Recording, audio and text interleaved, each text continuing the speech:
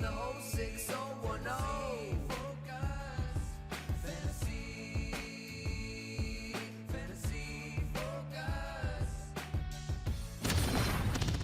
Fantasy Focus Football is brought to you by Geico. Switch to Geico today and see all the ways that you could save. Happy Monday. It's Field, Matthew, Mike, and I'm not sure if we can call him Daniel right now. We'll get to that in just a moment, but we got a big show today. We're talking about some quarterbacks. I'll tell you exactly what we're going to call him. I'll tell you exactly. Lisa, can we take a shot of him right now? There you go. We're going to call him T-Bone.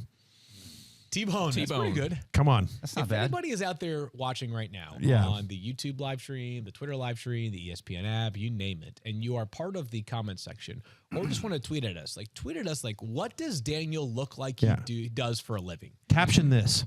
Drums. For who? Oh, for a crappy Zydeco band. Yeah. Zydeco? Is that Zydeco. Zydeco, is this like our ska conversation 2.0? You've never heard of Zydeco? What does that mean? Is that a genre of music? It's a genre of music, yes. Is it related to ska at all? It is not related to ska.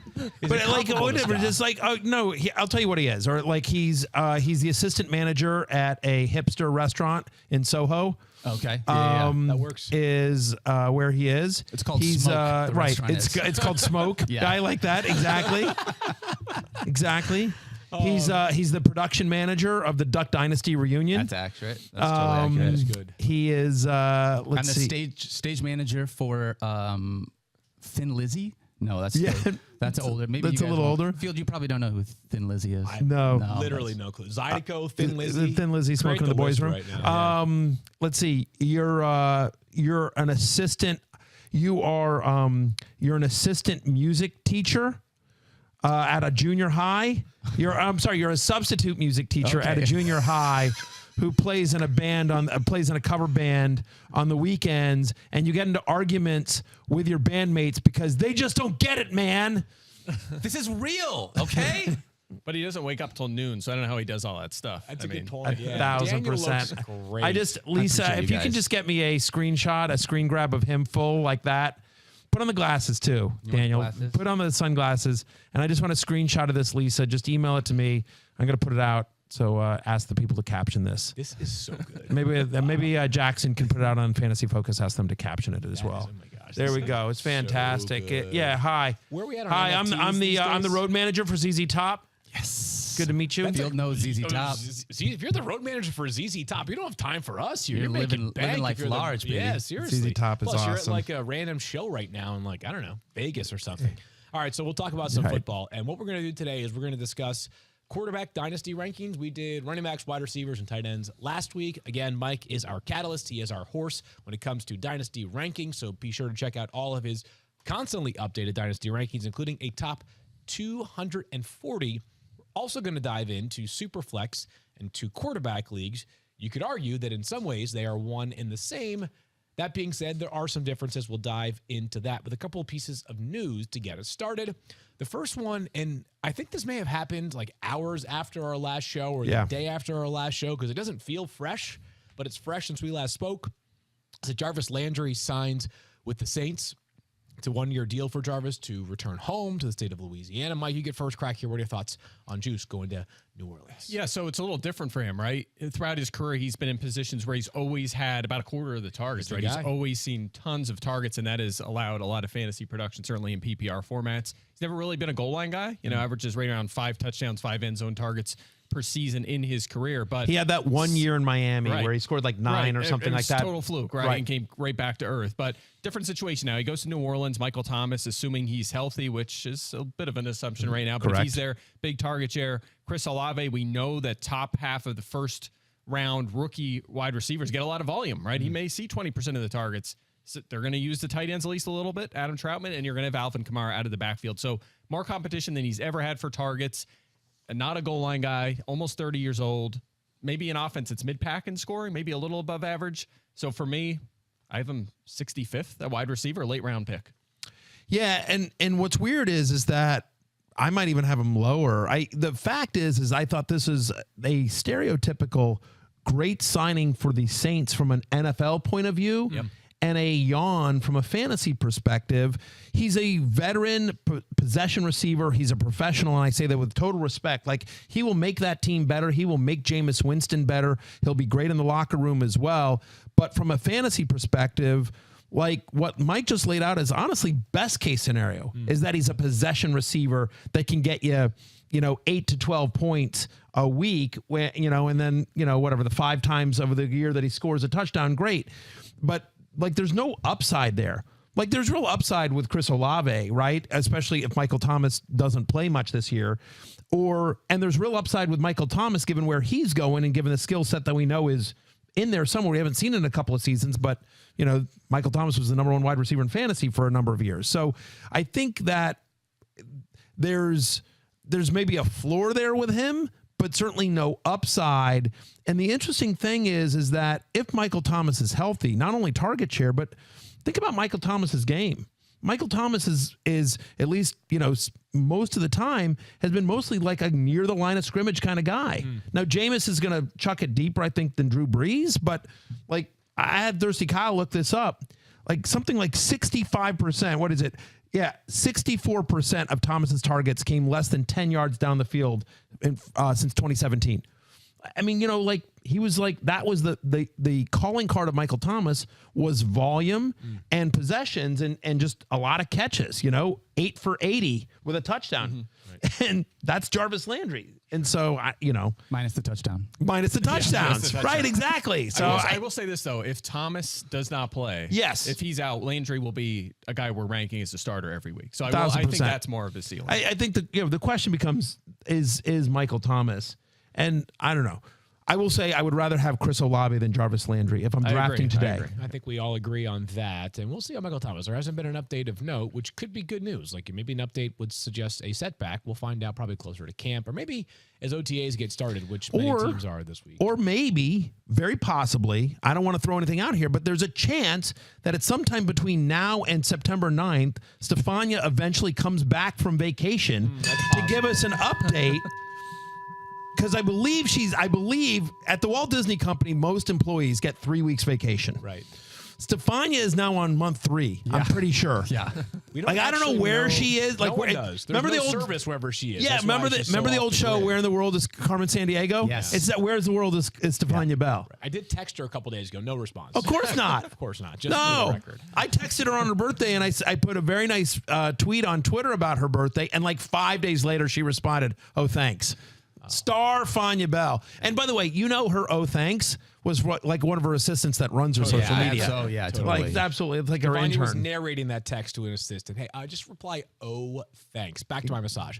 All right, let's keep going here. Outrageous. And one more piece of news, Matthew, that you wanted to get into, and probably in part because it's a 2-quarterback league day. Yeah. Nick Foles has been signed, or will be signed by the Indianapolis Colts to a 2-year deal. Yeah, I was just going to bring it up actually when we get into the 2-quarterback stuff. But all I was going to say is like, that's an example of the difference between 2-quarterback leagues or deep superflex dynasty leagues versus a redraft league. In a redraft league, even in a keeper league, who cares? Nick Foles goes to Indianapolis. But in a deep league where Matt Ryan is, what is Matt Ryan, 36 now? Right? Matt Ryan is towards the end of his career. Nick Foles is a younger guy who's had a bunch of success. In fact, the most success Nick Foles ever had in his career as a quarterback was with Frank Reich when they went to the Super Bowl in Philadelphia. He's now reunited with Frank Reich in Indianapolis. And so given Matt Ryan's age, the fact that the Colts don't currently have on the roster their incumbent, if you will, their young quarterback that they're developing, all due respect to the Jacob Easons of the world. Like, the fact is that he's gone. Nick Foles, right, exactly. So the point is that Nick Foles suddenly becomes Sam Ehlinger. Is Sam Ehlinger still there? Ehlinger, yep. Yeah, exactly. Sorry, Jack Ehlinger. Cohen. Yeah, exactly. Yeah. I mean, my point is that in a deep 2-quarterback dynasty league, Nick Foles is suddenly interesting in a way that he wasn't before, given the being reunited with Frank Reich and the age of Matt Ryan. I don't know. You think so? I mean, pocket, not going to run at all. Super run heavy offense. I think he would be hard pressed to come He might not even be a quarterback too if he starts on it. Were you ranking Matt Ryan as a QB too? Yeah, I think Matt Ryan is a low-end QB too. My point is like in a deep dynasty league, and I'm talking like our league where there's 25-man rosters, the other dynasty league that I'm in where it's 33-man rosters plus 2 IR spots where you're playing 2 quarterbacks. Not only is every starting quarterback in the NFL taken, but at least 5 to 10 backup quarterbacks that have a little bit of upside are drafted. So that's what I'm saying is that yes, I would think Nick Foles in our 25-man dynasty league, he'll be rostered. I think he will be rostered between now and the start of the season. We're doing free agency right now. We'll see. I'm on the clock. I'm on the clock, baby. I'll do it just to prove myself right. Wow. I'm trying to bait him into holding Nick Foles for the whole season. This is all planned. All right, let's move forward here to. Taylor Heineke's on a roster in that league. In our league right now, Taylor Heineke's on a roster. Mm-hmm. Let's move forward here to quarterback rankings for Dynasty that might be a little bit more pertinent to the masses. That's Mike's top 12, and I'm going to have to go through the top 5 here first, Mike. And I think a couple of themes for the quarterback spot is that not only do we have this great wave of young quarterbacks, but as we know, quarterbacks age better than any other position. We've got guys who are in their early 30s who seem like they are going nowhere anytime soon. So it makes the value of these young quarterbacks potentially that much greater than, let's just say, and I know that these guys are amazing players, right? But like Jonathan Taylor, if he's still playing at 33, he's broken some sort of mold, right? Mm-hmm. Whereas if Josh Allen or Patrick Mahomes is playing at 37, you're like, oh, they're still humming, right? Go to your top 5, Mike, and just run us through the first 5 at quarterback. Yeah, so no surprise, the number 1 quarterback the last 2 seasons, Josh Allen, is number 1, 26 years old. He's been money, so he's number 1. Patrick Mahomes, almost a year older, so he checks in at second. But obviously, if you have either one of those guys, you're happy. And you're also happy if you have Justin Herbert, who is, I believe, one of the youngest guys on this list, certainly the youngest in our top 5 here. So Herbert 3, Lamar Jackson at 4, still only 25 years old, and Kyler Murray, 25 years old, in 5th. He's been a top 12 quarterback every season so far. So that would be my top 5. I would have a slightly changed order, though. And so, again, this is nitpicking, right? I mean, you're at this level and these guys are elite field. You have to nitpick a little bit. I would argue for Patrick Mahomes over Josh Allen at number 1. And listen, and I get it. There's no arguing Josh Allen's production. Again, you're nitpicking here. So I don't want to be negative towards Josh Allen because I love Josh Allen. My argument would be is just that a significant portion of Josh Allen's fantasy production comes from his legs. And as he gets older in Dynasty, does that start to diminish? The other thing is again, we are nitpicking here, but my expectation is Josh Allen as effective this year without Brian Daboll? I assume so. I mean, he's my number 1 quarterback in fantasy this year, but I'm just saying in terms of when you're thinking about Dynasty, like Patrick Mahomes has been elite for longer than Josh Allen has.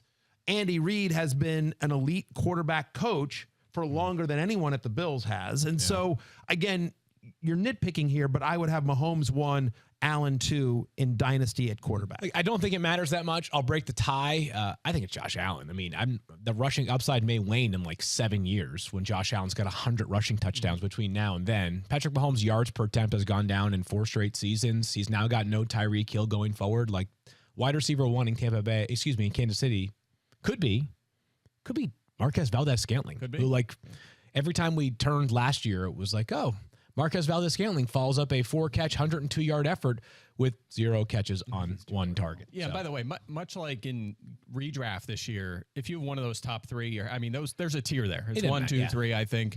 If you have one of those 3 guys in Dynasty, you're good for a decade. I think the first 5. I think all 5 are good, by the way. Yeah, I mean, I think that's fair. I would say the cutoff's at 3, first of all. Those are the elite. Interesting. I put Lamar in there as well, but we can, let's not nitpick too much on these quarterbacks. They're all awesome. Number 6 on Mike's list is Desean Watson. Listen, the Desean situation, we are all aware of it right now. The legal process remains ongoing. There are 22 civil lawsuits. We do not know whether Desean Watson will be suspended for any portion of this season. I think it is best and appropriate to table any further football conversation surrounding Desean Watson. Let's go through 7 through 12 here, Mike, because it's really interesting range. You go from the continued young bucks to the old dudes at the very end. Mm-hmm. Yeah, it does get interesting here, I think. You have Joe Burrow at 7, and, there's a lot of hype on him, and we can get into this. We will get into this as the summer goes on about where he should be drafted. I think he's very overrated right now from a fantasy perspective where he's been going, but nonetheless, 7th in Dynasty rankings, only 25 years old, and perhaps we have not seen his best season. Dak Prescott comes in at 8, still 29 years old, coming off a Great season last year. Trevor Lawrence, we're going young here. The first overall pick last season. He's only 22. We have Jalen Hurts at 10th. And where are we cutting it off? All 12. the way? We're going all the way? Yep. Russell Wilson, 33 years old and 11th here. And then Aaron Rodgers, 12th. He turns 40 this year. Crazy. 40. Well, there are two things that stand out to me. But Matthew, is anything jump out to you before I ask those two spots? Well, yeah. So there's a bunch of things that jump out to me. First off, I think a lot of people would be surprised to see Trevor Lawrence that high. And by the way, I agree with Mike's ranking here. I mean, listen, I have Trevor Lawrence in our collective dynasty league. I have Kyler Murray and Trevor Lawrence. I love this list. But I think people, given the fact that This is just biased. just Exactly. no big deal. Just a quick I little don't humble see brag Sam there. Darnold and Ryan Tannehill on here, Mike. Am I in trouble? Our dynasty. No, you're in good shape. You're great. You're in great shape. You're great. No, what I was going to say, though, is that I think people would be surprised, given the lack of success we saw from Trevor Lawrence last year, that not only did he not have great fantasy success, just looked bad at times. He made some throws where you're like, oh, okay, yeah, that's the guy we saw at Clemson for so many years. Yeah. But he had some head-scratching moments. And look, the entire organization was dysfunctional under Urban Meyer last year, but and we have high hopes for Doug Peterson, a former NFL quarterback himself, somebody who has had fantasy success with his quarterbacks, Carson Wentz and Nick Foles, the aforementioned Nick Foles. But I think for the general public, the jury is still out on Trevor Lawrence, and I think they would be surprised to see him ahead of Russell Wilson or Aaron Rodgers, or even on this top 10 list, ahead of Justin Fields, ahead of some of these other guys that are more mobile as well. So that's the thing that jumps out to me, is where Trevor Lawrence is ranked. And by the way, he was 5th in pass attempts, 7th in rushing attempts, a quarterback last season, right? So he did add some value with his legs, had a lot of passing volume. I don't think that'll necessarily change with Doug Peterson there. Obviously, the supporting cast is a lot better. But the key here really is, I don't get too caught up in rookie season efficiency, because it doesn't really matter. Right. There's a huge change from year 1 to year 2. You look at that list that we just had up there of the dynasty rankings, and you think about their rookie seasons for them guys. They either didn't play, or a lot of them had really poor passing efficiency and made a big leap in year number 2. Joe Burrow is a pretty good example of that. Now, granted, he got hurt halfway through his rookie season, but his efficiency wasn't so good out of the gate. Josh and he made Allen a huge- absolutely fits huge that, leap. right? Josh Allen's inaccuracy his rookie year was brutal. Herbert's First one, 2 years. the main exception. Yeah, I mean, Lamar Jackson, and he only played 4 or 5 games his rookie year. Yeah. But I mean, he went from not even attempting really passes in his rookie year, those last 5 games, to winning the MVP in 2019. Just to make this point clear, because I think some might misconstrue it. You probably ignored the rookie years when they're poor, right? Because Dak had a very solid rookie season. That would have some credence, right? I'm assuming this past year, Mac Jones's performance probably caught your attention for the positive, right? So the two things that stood out to me, Mike, one, and no mystery here, but just what was the floor for Aaron Rodgers? How low did you feel? Was this as low as you could go? Or were you thinking to yourself, he's a year-by-year guy, maybe I deserve to plug him in at quarterback 20, because a year from now, even if I think Trey Lance is in a different tier for 2022, in 2023, Trey Lance could be playing, Aaron Rodgers could be playing golf. Yeah, so I looked at this. This stat was kind of interesting to me. Rodgers has finished no worse than 9th in fantasy points per game 13 of the last 14 seasons. Yeah, so no. I really could not go much lower than this. And also, he signed a long-term deal. That doesn't mean a lot. He could retire next year for all we know. But I do suspect, based on that deal, he could be around a couple more years. So that's why he's ahead of, say, Tom Brady, right? Sure. We might like Tom Brady more this year, but Brady's also a lot older. And this looks like the last year for Tom Brady, not quite for Aaron Rodgers. So, for the record, this is awkward. I didn't want to bring this up, but today is Mike's last day at ESPN. Because, I just got a text from HR, you haven't read the Disney employee handbook, but you just publicly published a list of quarterback rankings without Tom Brady at number 1, and that is against company policy. Shame. So I just Shame. again, you had a good run, Mike. It was great knowing you. We'll still be friends outside of this place. Absolutely. Not all of us, but whatever. You got to say something. He's still right here. That's fair. I'm just saying, but you had a good run. But, obviously that is not allowed at ESPN. I'm not sure you're aware. By the way, Man in the Arena streaming now on ESPN Plus. should have read my contract. Yeah, my bad. exactly. My I'm just, apologies. listen, I ain't getting rid of me. I'll play, yeah. Man in the Arena streaming on ESPN Plus. Buy it the NFT. All right. Look, jokes aside, though, you could make the argument for Tom Brady there. I mean, like, you could. I mean, Sure. you think he's only coming back for one more year, but we've been saying that for 5 years now. He was the third best quarterback in fantasy last year. And couldn't you make the argument then in a dynasty, if you were doing a dynasty startup, right? And you'd probably want this, but like when you got to basically the Rodgers Brady conversation, each may have only one more year. Each may have only 2 more years. Yeah. Are you better off? Like we do like Brady. We certainly like Brady's situation more this year and his weapons than we do Rodgers. It's fair. The only other thing that jumped out to me, Mike, and it's funny because I can easily speak out of both sides of my mouth on this one, is Jalen Hurts at number 10 overall. And here's the reason why. Is like we're all optimistic that he's going to start and be extremely successful for fantasy this season. We all know that this is a massive make or break year for Jalen Hurts in Philadelphia. Things are set up for him to be successful. But if he is not, or if this team wins like 10 games next year and falls out and has I hate to be a victim of recency bias, but he played like doo-doo in that game against Tampa in the playoffs, right? If he has a game akin to that next year, if they make the playoffs, you got to figure Philly's shopping in the quarterback market next year. And the question then becomes, if Jalen Hurts is either traded or relegated to a backup role, is this too significant of an investment? But I also, like, it's pretty easy for me to imagine a scenario where he's a top 5 quarterback this year, keeps the job, and you get like 6 or 7 straight years going forward of top 5 to 12-ish quarterback play because the rushing upside's so significant. One of the hardest guys to rank in season-long or dynasty. Yeah, I he's a think. tricky one. Just, if you told me right now he would be the starter in 2023, after they have the 2 first-round picks and there's going to be good quarterbacks, and he was still their starter, he could be 5th or 6th even. I mean, based on the way he performed last season. Sure. He projects really high this season, even if you assume he misses a game and Gardner Minshew gets a start, you try to deduct for him a little bit. It's tough because projection-wise, because of that rushing prowess, and keep in mind, he scores a lot at the goal line, too, a lot of rushing touchdowns. So hard to knock him in the projections of the rankings, but I had to dock him here because of the unknown that you just laid out. There's three guys that sort of come up to me that I think are really interesting that are probably right there for you, where you had Rodgers at 12, Rodgers or even Wilson at 12, 11, 12, right? Okay. First one, Matthew Stafford, right?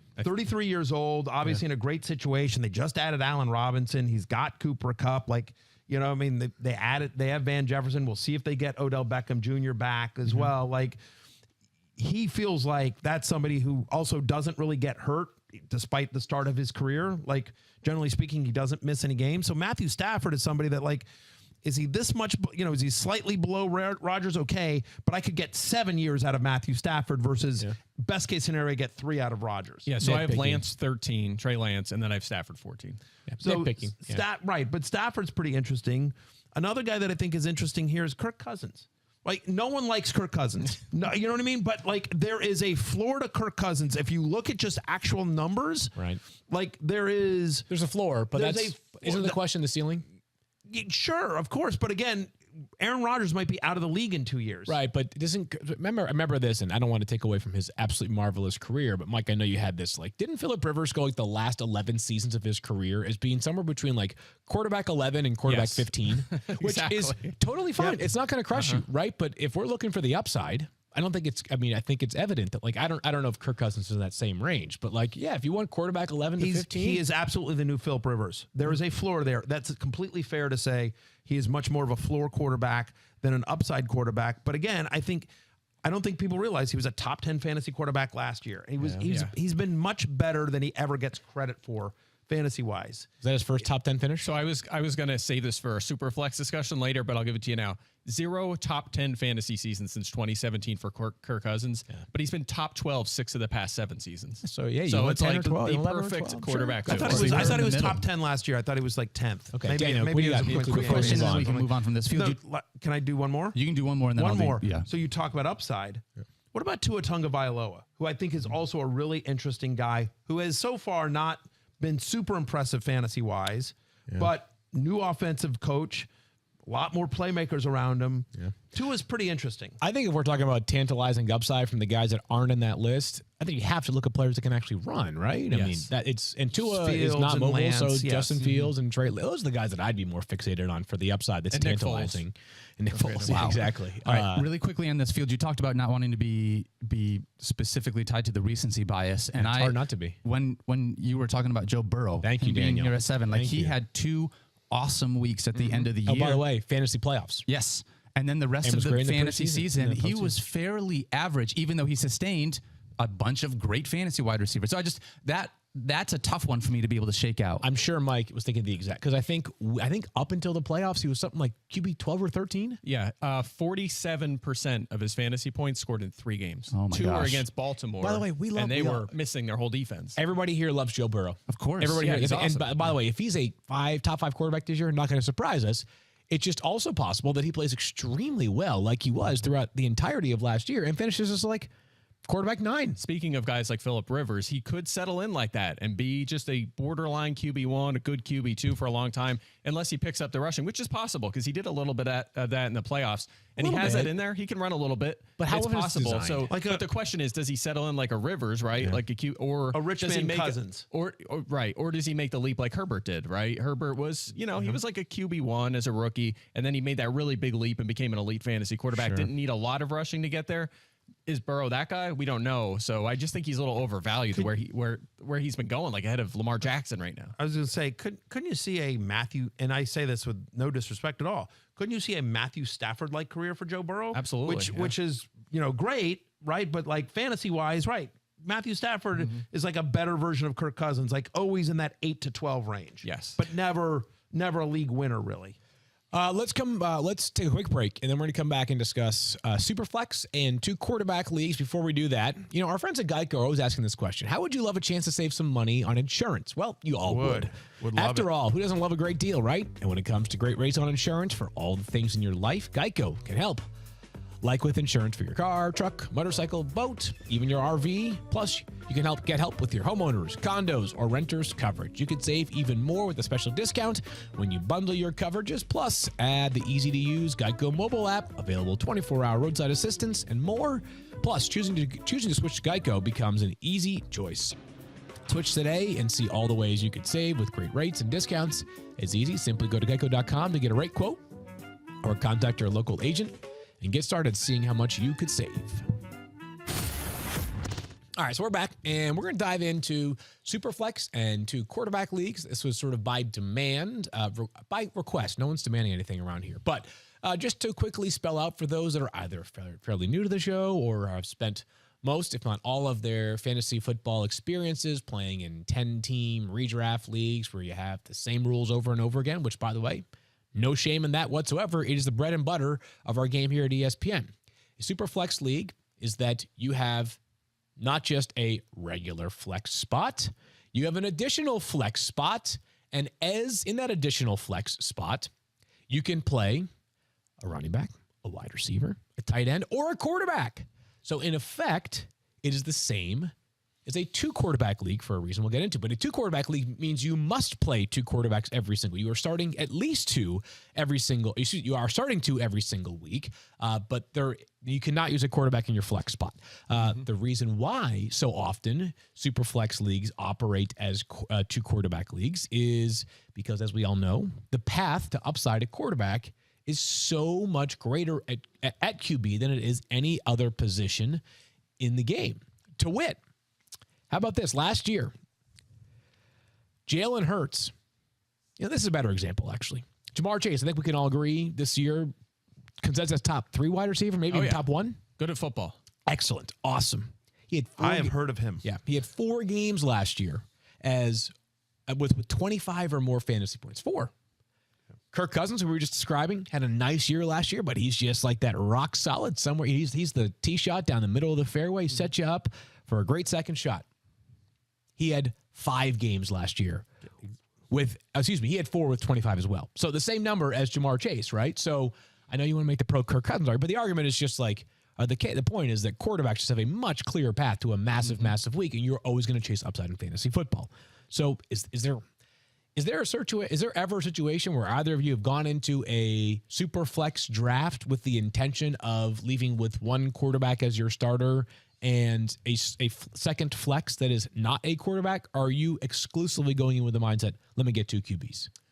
Yeah, I would say 2 for sure. And I actually did a little research on this. I wanted to kind of self-scout on this, right? So I went back to the Going Deep League, which you're in with me. Yep. Joined a couple years ago. And it's been around for, looks like it's about 8 seasons, and it's 2 quarterbacks. It's the Superflex, right? And by the way, the reason you use a Superflex over a second quarterback is because of bye weeks and injuries and all that stuff. You don't want to get caught with teams being forced to use. And the Going Deep Foles League or something, right? Well, the Going Deep League, just to be clear on this, is real. Like you play like 4 running backs, 7 wide receivers, 2 tight ends, and you have like 3 bench spots. Like, Wasn't that the league that you made it to the finals last year, and then you played against Christian McCaffrey and Jonathan Taylor and Derrick Henry? That was a and different league. Dalvin Cook, league. and they all went off. Chase and Jefferson. That was a different league. That was a different yeah. league. But yes, that does happen to me all the time, where good players always are against me. Yeah. It's Anyway, unfortunate. it's the Superflex league I've been in the longest, right? So I wanted to go and see, like, when do I take quarterbacks? What's the results? And actually, not to pat myself back on the too hard, but top 5 every year in this league, right? So this plan, which is pretty consistent, has worked pretty well. So on average, my first quarterback I take in the 3rd round, my second in the 8th, my 3rd in the 13th, right? So the years I won the titles, I won two titles during the span. I took my first quarterback in the 6th round, believe it or not, which is kind of late, really. And I finished second every time I took a quarterback in rounds 1 or 2. So I think there's varying strategies, right? But it's I didn't realize I was doing this at the time, but it's pretty consistent where I hit the first, second, and 3rd quarterback. But, I'm pretty much looking for one elite quarterback for sure. I want to get an elite quarterback to anchor my team, whether it takes a 1st or 2nd round pick. The second one, ideally, like worst case, I want a solid guy, like a Kirk Cousins type, right? To have in that slot. Now, if I decide to aim a little higher with, say, a Trevor Lawrence, like a breakout guy that maybe it doesn't work out and it's a disaster, maybe then a little later in the draft, I'm looking for a Ryan Tannehill, right? Or a Carson Wentz, someone that could kind of hold down the fort as a mid-range quarterback to kind of bail myself out. So I think there's a few ways to attack it, but at the end of the day, getting that number 1 quarterback, super important. Yeah, and I think just to put a final point on this, Field, to answer your question, no. Like, it has never occurred to me to go into a super flex league with only 1 quarterback or only 1 viable starter at quarterback. Yeah. Like, because here's the other thing. In addition to, obviously, in an ideal world, you're starting a 2nd quarterback at that flex position. In a super flex league, you have 4 flex spots, but usually 1 spot can also allow you to start a 2nd quarterback. Yeah. Not only do you want to do that, but because quarterbacks and consistent quarterbacks are so hard to find in leagues like that, like, it's great trade bait. Like, you're like, if you come out of a super flex draft with 4 viable quarterbacks, and again, they're not all going to be superstars, but like a Carson Wentz type, a Matt Ryan type, somebody that's like can get you 17 points in a week, Jameis Winston, whatever, like, that will have value during the season. So I think it's hard, just to add to what both of you have said, I think it's hard to pinpoint specifically what round you're taking your 2nd quarterback. I think in the 1st quarterback, it sounds like all of us agree we'd like to walk away with at least 1 premier quarterback. If I have a Mahomes or an Allen or a Lamar or a Herbert to anchor my team, I feel good. If that means I use a 1st round pick on them, totally fine. 2nd round pick, even better. The calculation I've always had for my 2nd quarterback is what I do going into the draft. And by the way, we're telling you basically treat 2 quarterback leagues as super flex leagues. Treat super flex leagues as 2 quarterback leagues, I should say. What I always do is I draw a line at some point 1 through 32. Hopefully it's around like 25, but more likely it may be like quarterback 20 or 21 or 22. If there are 10 teams in my league, I draw that line after wherever that quarterback is. And if it's, let's say it is 22. All right, well, there's going to be at least 2 teams that have 3 viable starters, in my opinion, on their roster. If I'm playing in a 12-team league, that means that somebody is going to be, two teams are going to be starting a player that right now I don't deem starter worthy going into the season. And when that train starts to leave the tracks on that run of quarterbacks in the 2nd tier, I make sure that I'm a part of it. I don't leave it to chance there. And if that means that I end up paying an extra round premium on the 2nd round quarterback, I'm okay. I'm comfortable paying up for quarterback 17 or 18 rather than waiting an extra round and be like, hey, you know what? I got Matt Ryan, my quarterback 20, but I got lucky, right? Like, someone ahead of me took a wide receiver that I wasn't interested in anyway. So I think I would just sort of, everybody can do it differently, but that's sort of my general strategy is find that delineation point and make sure you're comfortably inside of it on the 2nd quarterback. Yeah. The last thing you want to happen is to be in rough shape at quarterback after a super flex draft. You're in deep trouble for 2 reasons. First of all, you're not going to score as many points as the other people in your league, even if you're stacked, which I've had that problem in our dynasty league the last few years, right? I've had quarterback problems my skill positions were great. My quarterbacks weren't, and I've had to get aggressive to fix that. It's really held me back. And also, like you said, Matthew, good luck trading for a quarterback. Yeah. A good one. I mean, it's impossible. You have to give up a superstar player to do that, and even then, you might not pull it off. I mean, you and I in that dynasty league, which is a super flex league, because quarterbacks are so scarce, you and I made a trade for Kyler Murray. You made a trade for Desean Watson. Both of us had to pay a pretty penny. Yes, we did. And by the way, there were like other people that like that, and we were both lucky to get land those deals because there were other people circling. Because it's a scarcity. It's a real scarcity. So to double back to something, you guys were talking about how important it is to have a quarterback, and we were talking about how Mike, you were saying 4 quarterbacks. I think it's going to be rare for any of us to leave a 2 quarterback league with 4 quarterbacks unless the board falls in a pretty unique way. But because of how valuable these quarterbacks are you guys sort of saying like, I'm okay paying the premium the 3rd quarterback on my roster as well? Because eventually that 3rd quarterback's going to carry value, be it in a trade or as my bye week fill in.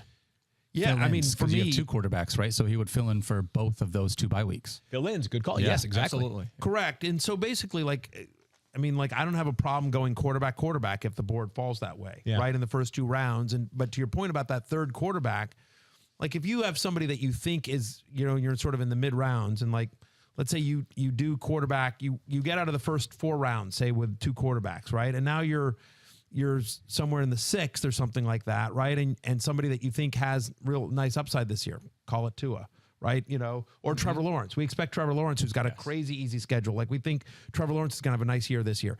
Somebody like that, say it's just a super flex redraft league. It's not a dynasty league, right? Okay. So somebody for your 3rd quarterback, like a Tua or a Trevor Lawrence, something like that, I don't mind that, because basically when you're drafting that player, in essence, you're probably, again, it sort of depends on how your board falls, but is that player, that 3rd quarterback, can you trade that 3rd quarterback for a player that's better than a position player you'll get in that round, where you're grabbing, again, Tua or Trevor Lawrence, whoever that is needs to hit? Or even, by the way, to your point about the 3rd quarterback, the other thing that you can do is this is what gives you flexibility, is that even if it's a super flexibility, some might say. Oh, nice. That's well done. Well done there. Thanks. From I'll be here all week, guys. MC at the Chuckle Hut's open mic night. Look, what I would say is that even if it's a stopgap filler, a Carson Wentz, a Matt Ryan, who's fine, who's a floor player but with no upside, even if you do that, what that allows you to do is, like, you know what? If everything kind of goes to hell, I have 2 elite quarterbacks, and I have this Matt, no one's trading for Matt Ryan or Carson Wentz unless they're desperate. But my point is like, oh, so I went, I got Kyler and I got Jalen Hurts. Well, now I could trade one of those elite guys, use Matt Ryan or Carson Wentz as my 2nd quarterback, and fill in, because I just lost one of my star running back for the year, and I'm down. So it gives you some flexibility there. Just ways to sort of think about super flexibility. It gives you ways to think about roster construction.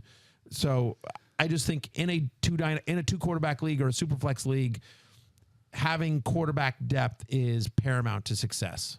Yeah, and I think if you're going to go early for that 3rd quarterback, you have to aim upside too. I think that's important, right? You're not going for a boring guy in the 6th round, right? You want to aim for upside there. Yeah, you're not drafting Matt Ryan or Carson Wentz. I was more expanding that conversation to talk about just 3rd quarterbacks in general. Yes. I think we're on the same page, but kind of to put it in perspective here, right? So to really drive home the point totals these quarterbacks are putting up in most leagues compared to the star players. Think about this. So first of all, 12 of the top 20 in points per game overall, all positions, were quarterbacks last season. Yep. But if you go to think about this. So back end quarterback 2s, all right? Daniel Jones, Carson Wentz, Jimmy Garoppolo, Derek Carr, right? 1 quarterback leagues, you don't really want to start them, right? They were scoring on a points per game basis with Jalen Waddle, Hunter Renfrow, Nick Chubb, Josh Jacobs, Tyler Lockett. They were ahead or right with those guys. Yeah. And then if you go deeper, Sam Darnold, right? You want him nothing to do with him in fantasy. Matt Ryan, same thing, not good at all in fantasy last year. Mac Jones doesn't run, good quarterback, again, doesn't run, not good in fantasy. They outscored Darnell Mooney, Terry McLaurin, James Robinson, Christian Kirk, Dalton Schultz. I mean, think about that. Yeah. This is guys way off the reservation, and that's why they have so much value, because you have to have them in that 2nd quarterback slot or the super flex spot. This is one of the things that I would love to touch on, because I know that all of you have talked about this before, Matthew, and I've heard you talk about this a lot, but while we're talking about a lot of strategy around the super flex or 2 quarterbacks, I also think it's the easiest way to get somebody into football if they're not really sure about fantasy football, but guess what they've heard of? They know quarterbacks in the NFL because it's the easiest thing to be able to do. And so when you're drafting, a lot of the ways that we've talked about, like how early is too early to draft a quarterback? Well, if you don't know a whole lot about fantasy, but you do know that this person, you know, Josh Allen is really good. Like you can draft Josh Allen in the first round and it's okay in a 2 quarterback league. Well, I'm from Boston, and let me just tell you, it is also okay to draft Tom Brady because you A, know who he is, and B, think he's handsome. I can't tell you how many times I've been in the league where people are like, I'm drafting Tom Brady 6 overall. Why? Because I want to, and that's why. And you know what? More often than not, Tom Brady played pretty well for them. Yeah, and that is why Field Yates will be working at this company forever. And this is Mike Clay's last day. Yeah. How would you describe it so far? How would you describe your tenure in a nutshell, He understands. Mike? Yeah. So we're the Brady Broadcasting Network. Absolutely. You feel good about your tenure at ESPN? I think it was good, but it was a good run. I'm already on my phone. What do we use now? Are you updating your resume? Are you on LinkedIn? I'm on. Yeah. What do we use for resumes now? Submit our resumes and Daniel, did I hear correctly that there's an opening at ESPN Minus Plus for Mike? No. Wow. Definitely not. All right. Yeah. Well, perhaps I'm going to start Brady minus. That's what I'm Brady minus. I say all that to say that, like, I'm going all in. I think it's really fun, especially for like work leagues or leagues where people might not know. Like I would actually default to playing super flex over just our standard league because of the way that quarterbacks are valued. Man, it's the future. I will get on my soapbox. I've talked about this internally here at ESPN. I know you have. And I will talk about it now publicly. Like, Superflex is so much more of a fun format than playing with a kicker and a defense and 1 quarterback, especially when you're in a 10 or 12 team league. To your point, there's so much depth at the position. It becomes, even though it skews a little heavily towards quarterback, it becomes much more of an interesting and much more of a challenge in terms of fielding your lineup, right? And decision making when you're playing Superflex versus a 1 quarterback defense kicker sort of standard league that you see across the industry. And so, yes, I will just tell you in the leagues that I am a commissioner of, they will all be Superflex leagues. Yeah, fantasy is always evolving too, right? Like the original fantasy league had 2 fullback spots, right? And then we just made PPR kind of the standard in the last decade or so. I think Superflex is in the future is going to be kind of a standard format, as well as I'll throw this in there too while we're at it. First downs. I think first downs will be a category that is. Well, I think we're closer to getting Superflex. I agree, as a consensus than first downs. You hear the complaints about reception, right? You catch a 0-yard pass, you get a point. I think first downs are. I'm getting off topic here. I think first downs is going to fix a lot of that and will be the future. But Superflex first. You're right. I agree. I'm getting even further off topic with you, but I would say that the anti-first down argument is that one of the appeals of fantasy football versus any other sport is that you're watching, you're at a bar and you see a ticker go by and it says Jarvis Landry did 6 for 70, and I can immediately go, okay, 13 points. Yeah. You know what I mean? Like, you're not going to until first downs are talked about as a statistic, just in forgetting fantasy, but just when they're doing recaps of the game on your phone or your Sports Center anchor or whatever, there's a highlight. They're going to talk about how many receptions and yards they got. They're not going to talk about how many first downs they got. So until that becomes a more prevalent and mainstream stat that's used in just describing the game, I think it's going to be a challenge. That's to me part of it is the why fantasy football is so popular is just because people can do that scoring in their head, whereas with fantasy basketball or baseball, they're like, wait, how do I calculate? Hang on, I'm going to calculate his on-base percentage. Give me a second. Hold on. Wait, so we went 2 for 4. Wait, hold on. You know what I mean? Or whatever, right? They don't show how many blocks or assists or steals they generally got. I'll just say this: the drama though that comes with first downs, I think, would be key for it, right? Just think about the suspense of a measurement. And you need that point for the first down. I already to win your match. I mean, I think else for them to do it for me. I do already hate the first down measurement. It's coming to our dynasty league. Oh my god, it's coming to our dynasty league though. I'll tell you. I'm sure it is. 2 final things, and then if you guys have anything else you want to add, let me know. First, I've made a list of my favorite list that Tom Brady appears on. Do you want that now or no? Yeah, let me know. Okay, got it. How much can I crib that? Yeah, you can totally.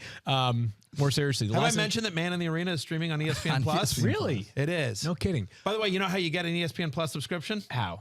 rotopass.com. What? Tell me Yeah, more. if you subscribe to rotopass.com, you not only get 12 months of ESPN Plus, where you can stream Man in the Arena or the Fantasy Show with Daniel and myself, or read Mike's stuff or your stuff or my stuff, but you also get 5 other great fantasy sites that will give you Superflex, 2-quarterback, Dynasty, Best Ball, ranks, tools, analysis, everything you need, customized ranks for your league. It's amazing. It's a great bargain. It's the best bargain on the internet, rotopass.com. There you go. The last thing I will say, I'll try to get us back on target. For a second. Sort of. Normally, when I'm in my draft, I do not pay much credence to bye weeks.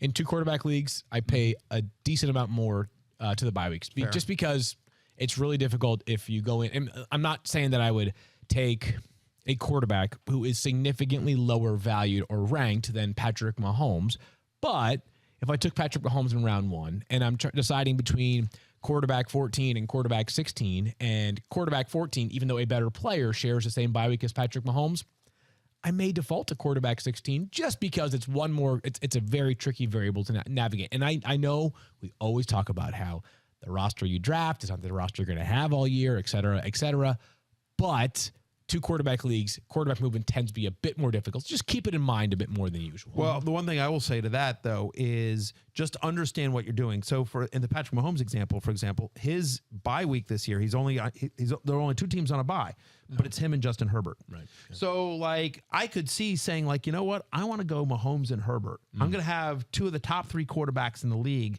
this year. But what you're doing there is you're saying, like, basically that week, I am punting. I'm going to be I'm going to, then you're constructing your roster. What are you going to 14 league where you can get Mahomes and Herbert?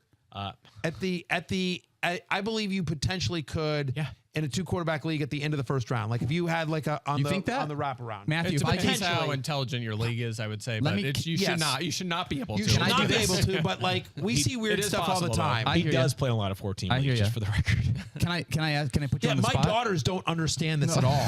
And so when I'm drafting against them, right. Yeah, exactly. Yeah, like in my league with the girls and Beth, I get Mahomes and Herbert all the time. I want to ask you, I want to put all 3 of you on the spot. 2-quarterback league or Superflex league, right? Matthew, you have the first pick. Who are you taking right now? Not just redraft.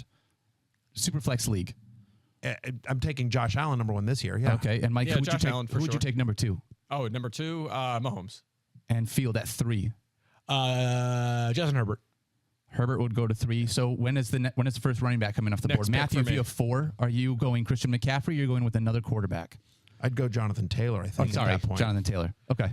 Yep. Yeah. Okay. I go Taylor, and then I think that's where it gets a little tricky where you're deciding between McCaffrey, Eckler, Cooper Kupp, kind of pick your poison. And honestly, if you want to take Lamar Jackson there, I have no problem. Lamar Jackson or Kyler Murray. I have 10 of my top 12 in Superflex right now. We have a cheat sheet up on the site. Our quarterbacks. So who are the 2 non-quarterbacks? Jonathan Taylor, Cooper Kupp. Yeah, I believe it's Kupp right at the end of the first round. Yeah, it might be McCaffrey, but they're all in the And the other wrinkle, by the way, is that I've seen a lot of Superflex leagues have what is known as tight end premium scoring, which is that so in a normal PPR league, running backs get 1 point per reception, tight ends get 1.5.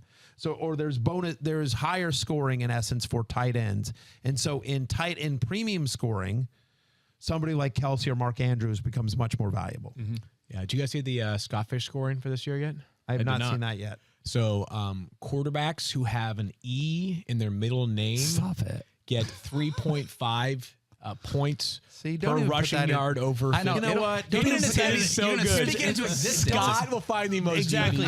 Don't put that into the universe because Scott Fish does listen to this podcast, and Scott Fish will put that into. I don't think he's announced the scoring yet for Scott Fish Bowl. I don't think he has. But I'm on the right track, I'm sure, with that. Completely. It's first always down complicated. Yeah. First down scoring. He has well, used Scott's first not down perfect. scoring. I'll be honest with you. No, come on. Scott's interview with Matthew last year. Matthew was okay. Scott was great when he came on the show love last year. Scott. Go check Scott's out the the best. Fantasy Focus from last year where Scott Fish joined Matthew. That's all we got for today. Fun to be back in the chairs. Fun to talk some dynasty, some 2-quarterback/super flex leagues. For Mike, and what do we decide you do again? I don't know what I am. I Okay. think I'm just a hobo. For Hobo Daniel. You might be. Hobo Daniel. Field said I looked like the drummer from the Zach Brown band, and I think Skinny I can go version, with that. Yeah. Is that all right? Costume version of that. Totally. Hey, we'll be back next Wednesday because of the holiday on Monday, guys. Just want to make sure everyone's You aware of also that. look like you look like somebody you could work like an Apple store as well. That's Like, fair. yeah, exactly. Can I get you like a The barista song is at a going to coffee end if place? you don't stop talking here soon, Matthew. So this song, They're playing us off. Yeah, they're like, that get what off. they're This doing? is like at the Oscars. Stop. I Wrap could it up. totally play in this guy's band. That's right. looking All right, for nice. Daniel and Mike and Matthew, I'm Field. Talk to you guys next Wednesday. Peace out.